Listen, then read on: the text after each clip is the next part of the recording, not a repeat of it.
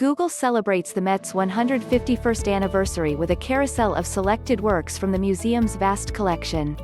Google The Metropolitan Museum of Art, popularly known as simply the Met, is the largest art museum in the U.S., with more than 2 million artifacts that date back 5,000 years.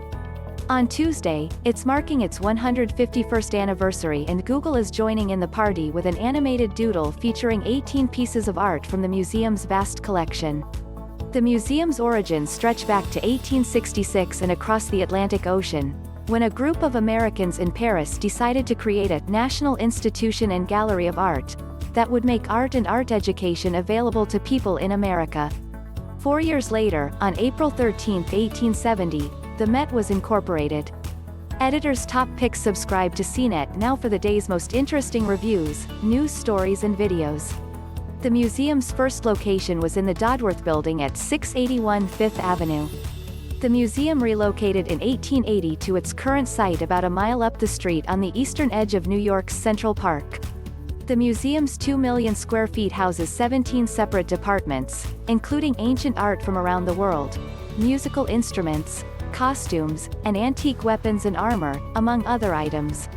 According to the Met, Google has created a carousel of objects from the museum's collection, including a sculpture of a dancer from 2nd century BC China, a 13th century terracotta sculpture of a seated figure from the inland Niger Delta region of present-day Mali.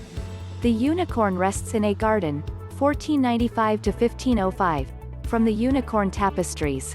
A portrait of the Comtesse de la Châtre by Elizabeth Louise Vigée Lebrun, from 1789. A highly decorated Italian guitar from around 1800. An elaborately beaded Lakota, Teton Sioux dress made around 1870. And Samuel Joseph Brown Jr.'s self-portrait from around 1941.